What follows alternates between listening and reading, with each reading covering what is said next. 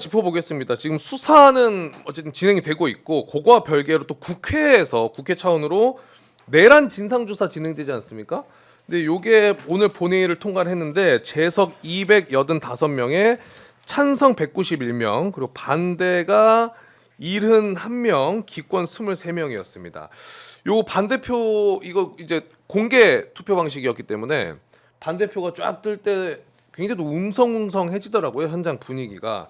근데 요 내란 진상조사가 국회 차원에서 진행이 되면은 이게 수사 과정에도 조금 도움이 되거나 증거가 될 수 있는 부분들이 있습니까? 나오는 내용들에 따라서? 그럴 수 있죠. 왜냐하면은 이게 내란이라는 것이 계엄을 발휘하는 과정이었기 때문에 공직사회에서 일어난 일들입니다. 네. 공직사회에서 일어난 일들은 자료와 근거가 남아있을 가능성이 많습니다. 사실 뭐 윤석열 같은 경우는 국무회의 자료도 남기지 않았습니다만 원칙적으로 하자면요. 그리고 대부분이 관련자들이 공무원들입니다. 공무원들이기 때문에 자신의 직의 문제가 걸려있기 때문에 웬만하면 이야기하는 것이 이제까지의 이제 통상적인 경험이었고 국회에서 부리면은 본인이 가지고 있는 죄를 덜기 위해서라도 이야기할 가능성이 상당히 많습니다. 네. 지금 네. 말씀하시죠. 자꾸 겹치네요. 이번에 먼저 기회 드리겠습니다. 그렇죠. 네. 결국 이제 수사의 속도를 결정하는 거는 국민의 여론이죠. 예, 국민께서 어떻게 판단하냐가 수사에 많은 영향을 미치는 건 뭐 지금 상황에서는 더욱더 그럴 수밖에 없습니다. 근데 이제 그 내란 국조가 수사에 큰 속도를 내는데 도움이 될 것이냐? 저는 오늘 표결 결과를 보고 내란 특위의 구성을 보니 네. 확신을 갖게 됐습니다. 어떤? 예. 가속도가 붙겠다. 속도 정도가 아니고 아주 가속도가 붙겠다. 왜냐하면 네. 국힘에서 지금 내란 국조에 포함된 분들 중에 네. 김성원, 강선영, 곽규택, 박준태, 임종득, 주진우 의원은 오늘 표결에서 기권을 했어요. 내란 특위 위원인데 기권을 했어요. 기권하면 잘한 거예요. 한기호 넣어줘야 의원은 네. 내란 특위 국조위원이거든요. 네. 근데 내란 국조를 하기 위한 이 오늘 표결에 무려 반대표를 던졌습니다. 반대를 했어요. 이게 결국 뭐냐면 근데 참여를 하고 있다. 내란 국조의 그 국힘 의원들이 지금 이제 7명인데 네. 이자들이 할 일이 뭐냐면 국조에 들어와서 깽판 치는 일밖에 안 할 거예요. 아니 학교 갈 생각이 전혀 없는 사람들이 지금 그렇죠. 학교 가겠다고 지금 하는 거잖아요. 이거는- 학업에 전혀 뜻이 없는 자들이 지금 책상에 앉아 있는데 그건 뭐 하겠습니까?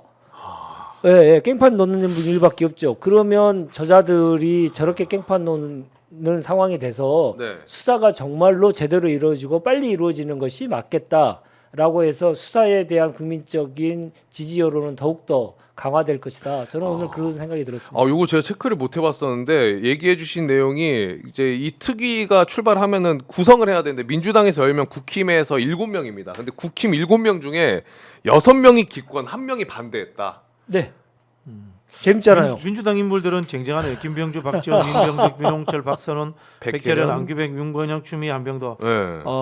보통 이제 우리가 이제 국정조사 이런 거 할 때 법조인들이 잘할 것이라고 착각하는데 그렇지 않습니다. 아니요. 공직자들을 잘 다루는 사람이 잘합니다. 네. 자료가 나와야 되니까요. 그렇죠. 나와야 되니까. 이제 이 국조와 관련돼서 조국 혁신당 입장에서는 진짜 꼭 한마디 좀 드려야 될 일이 있습니다. 뭐예요? 이 국조에 조국 혁신당이 포함되지 못했거든요. 그래요? 그러니까 왜 안 그렇게 그래도 그러니까 원래 20명으로 이제 책정이 돼서 조국 혁신당을 비롯한 이제 비교섭 단체가 2명이 들어가기로 했어요. 네.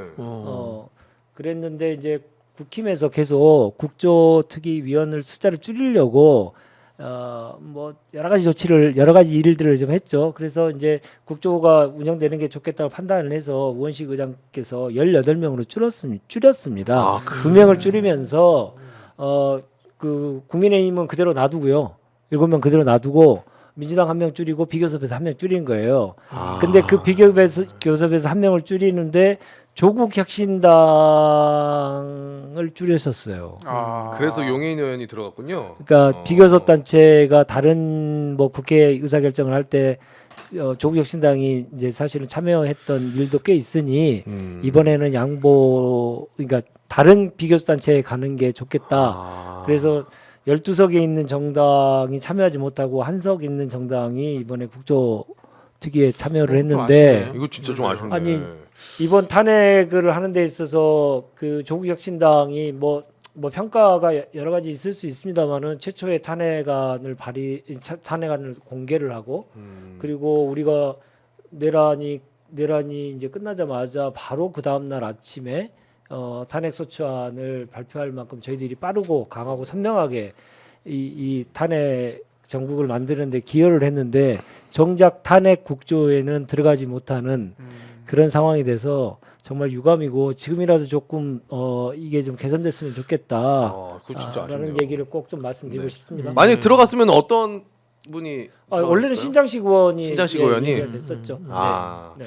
이거 좀 아쉽네요. 네. 매우 유감입니다. 정말 네, 그러니까요. 비교섭 단체의 서름을 정말 이 국조가 진짜 중요합니다. 그 우리 박근혜 탄핵 때 생각하면요, 특검이 박근혜 탄핵을 만들어냈다고 우리 착각하고 있는데 그 당시 국조가 만드는 겁니다. 최순실 국정농단 특조가 박근혜 탄핵까지 다 만들어내고요. 네. 어떻게 보면은 이 특검은 형법적인 범죄를 마지막에 찾아내 가지고 설거지했다. 뭐 이 정도로 볼 수 있는 거거든요. 우리 자꾸 잊어버리겠어요. 국조가 제일 중요합니다. 그리고 그래요? 국회의원들이 능력을 보여줘야 네. 됩니다. 네.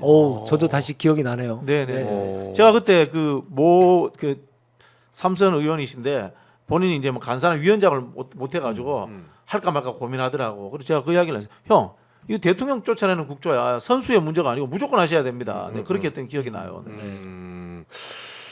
요거 짧게만 제가 이거는 인정하고 들어요. 전 너무 무지해서 그럼 이거는 본회 이제 통과가 되면은 시작이 되잖아요. 그러면 이제 사람들 출석 요구해가지고 이 내란 관련해서 진상규니까 하나하나 물어보고 답변하고 이렇게 계속 그러니까 상임위 느낌으로 진행이 되는 건가요? 그러니까 법사위나 뭐 청문회도 하고 뭐 다 합니다. 예, 네. 그러니까, 상임위 느낌입니다. 그러니까 현장 조사도 하고요. 현장 조사도요? 네, 현장 필요한데 현장 조사도 할 수 있고, 그러니까 소위 말하는 청문회라고 하는 국민들에게 완전히 공개되는 질의응답 과정을 통해서 실제적 진실을 밝히는데 여러 가지 국민들이 판단의 근거들을 제공하는 거죠.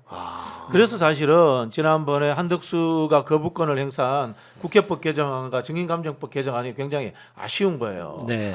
이런 이제 이 국정조사를 했을 때 국회법을 강화해서 회의 방해죄라든가 또는 증인감정법을 통해 가지고 위정했을 때의 처벌의 수위를 높여놓았더라면은 훨씬 더 이 조사가 진실에 접근하기가 쉬워지죠.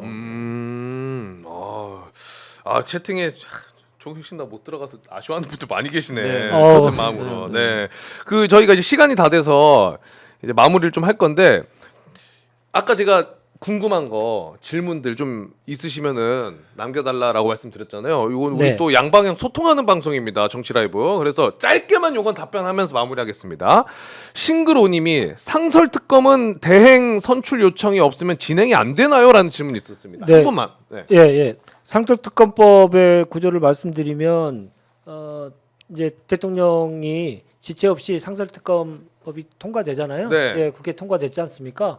그 통과되면 대통령이 지체 없이 국회에 후보자 추천위원회를 열어서 2명의 특검 후보를 추천해 달라 요청할 수 있고요. 그렇죠. 그러면 그 요청을 해야 되는 거죠? 요청을 해야 되는 거고요. 그 후보 추천위원회는 5일 동안 고민하다가 대통령한테 추천을 하면 대통령은 3일 안에 2명의 추천자 중에 1명을 임명해야 됩니다.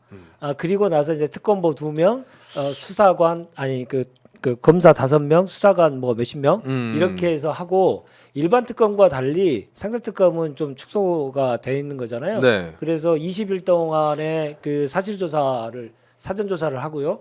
60일간 수사를 한 다음에 30일간을 더 할지 여부에 대해서는 판단을 해야 되는데 네. 이 상설특검이 왜 중요하냐면 이번에 이런 얘기들 하시잖아요. 상설특검도 하고 일반 특검도 하고 이게 뭐냐 이런 얘기를 많이 하시는데 상설특검은 일반 특검을 가기 위한 가교 역할입니다. 가교 역할이다. 그러니까 일반 특검을까지 그러니까 그 발효되기까지 시간이 걸리기 때문에 그 시간을 축소시켜서 그 특검을 통해서 상설특검을 통해서 이 준동하는 세력들을 더욱더 제압하는 거고요. 그렇죠. 예, 또- 그런데 이제 질문은 예. 지금 최상목이 자 특검 그 요청합니다. 그 후보자 요청합니다라는 말을 안 하면 이게 출발이 안 되느냐?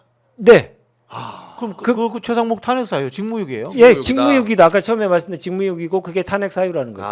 그게 탄핵 사유다. 명백한 법률 위반이지 않습니까? 네, 알겠습니다. 그리고 사이머님이 헌재가 전원 합의체라고 알고 있습니다. 6대3 이럴 경우에 전원 합의될 때까지 시간 지연이 될지언정 기각은 아니라 하던데 어찌 되는 건가요?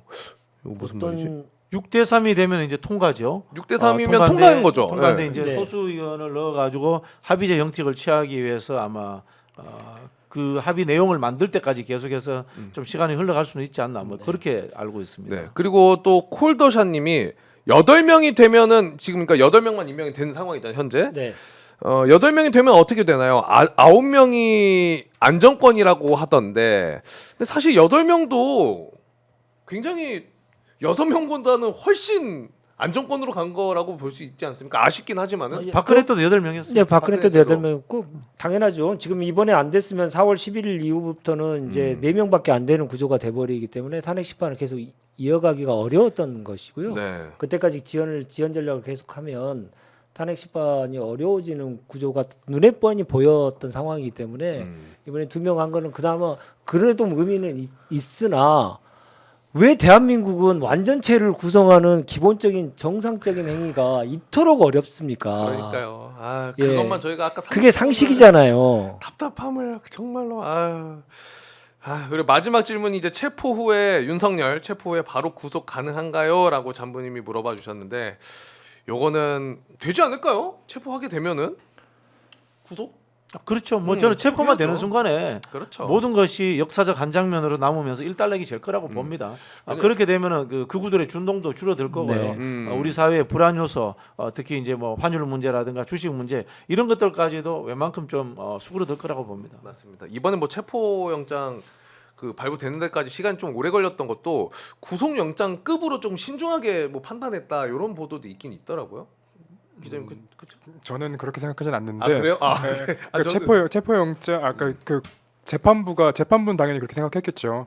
근데 이제 공수처에서 너무 늦어져서 사실 그 부분에 대해서 저는 얘기하는 거고 법원에서는 당연히 그만큼 구속영장에 준하는 혹은 그 이상의 판단을 고민을 했을 겁니다. 네, 좋습니다. 헌재 관련해서 제가 꼭 한 말씀만 좀 더 드리면 헌재에 이제 그 9명 중 6명이 찬성이 있어야 이제 탄핵이 되는 거지 않습니까? 파면이 되는 거고 네. 위헌 결정도 그렇게 되고요. 중요한 것도 또 하나 있습니다. 위헌정당 심판에 대해서도 9명 중에 6명이 찬성이 있어야만 통과가 될 수 있습니다. 위헌정당 심판. 위헌정당 심판을 하는 것도 헌재고요. 그 헌재에서 6명 이상의 찬성이 있어야 됩니다. 이 준동들 다 막아내고 나서 내란의 힘을 그대로 두고 볼 수는 없죠. 맞아요.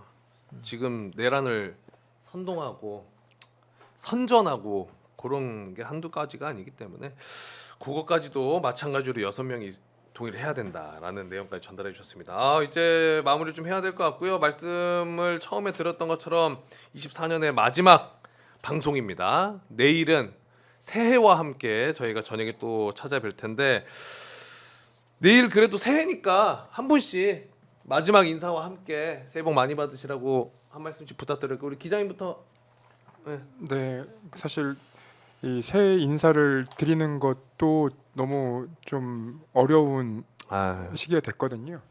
그러니까 어제 이제 큰 사고도 있었고요. 그래도 어쨌든 그런 이제 여러 아픔과 그리고 힘든 일들이 많더라도 이제 조금씩 좋은 사회가 될 겁니다. 내년에는 조금 더 좋은 사회에서 다시 만나 뵀으면 좋겠습니다. 네, 고맙습니다. 우리 평론가님도.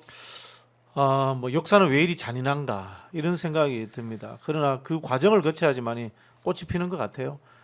지나간 나쁜 것들은 다 없어지고 새로운 것, 좋은 것들만 우리 국민들과 함께하는 그런 새해가 됐으면 좋겠습니다. 여러분들 그래도 새해 복 많이 받으십시오. 네. 네, 고맙습니다. 우리 대변인님도. 가끔가다 길이 잘 안 보일 때 김대중 대통령께서는 이 상황에서 무슨 말씀을 하셨을까? 노무현 대통령께서는 어떤 말씀을 하셨을까? 이런 생각을 많이 합니다. 지금 이제 내란 수괴에 대한 체포영장까지 발부가 됐는데 아직 잡아들이지 못하는 그런 상황에서 2024년을 마무리하게 됐는데 많이 좀 낙담도 되고 막 그렇지 않습니까? 이럴 때 노무현 대통령께서 어떤 말씀을 하셨을까? 남기신 말씀에 이런 얘기가 있어요. 어떤 강도 직선으로 흐르는 강은 없다. 돌아가고 굽이쳐서 흐른다. 그러나 결국 바다로 향한다. 이 우리가 지금 겪고 있는 여러 가지 이 지금 상황에 대해서 좀 답답함도 느끼고 빨리 되지 않는 것에 대해서 좀 분노도 많이 하고 있습니다만은 결국 국민이 이기는 민심의 바다, 정의의 바다로 우리는 반드시 갈 것이다는 그 믿음을 가지고 2025년을 힘차게 맞이했으면 좋겠습니다. 시청자 여러분 모두 복 많이 받으시고 내년에는 더 힘내서 더 좋은 세상 만들었으면 좋겠습니다. 고맙습니다. 네, 고맙습니다. 다시 한번 올해 마지막 또 날에도 이렇게 늦은 시간에 방송 함께 해주신 세 분에게 다시 한번 진심으로 감사의 말씀 전해드리고요. 저희는 내일 저녁 9시에 여지없이 찾아뵙도록 하겠습니다. 세 분이 말씀해주신 것처럼 정말 다사다난하고 더욱더 아프고 버거웠던 올 한 해였던 것 같은데 이럴 때일수록 여러분들이 보여주셨던 힘을 조금 더 모아서 완벽하게 끝날 수 있을 때까지 조금만 더 버텨주시고 그 힘을 모아주시면 감사드리겠다라는 말씀을 드리겠습니다. 그만큼 내일 저녁에도 여러분들의 더 큰 힘을 받아서 저희도 더 에너지 모아서 저녁 9시에 찾아뵙도록 하겠습니다. 오늘 푹 주무시고요. 내일 새해 저녁 방송으로 찾아뵙겠습니다. 세 분과 함께 인사드릴게요. 함께해 주신 여러분 대단히 고맙습니다. 감사합니다. 고맙습니다.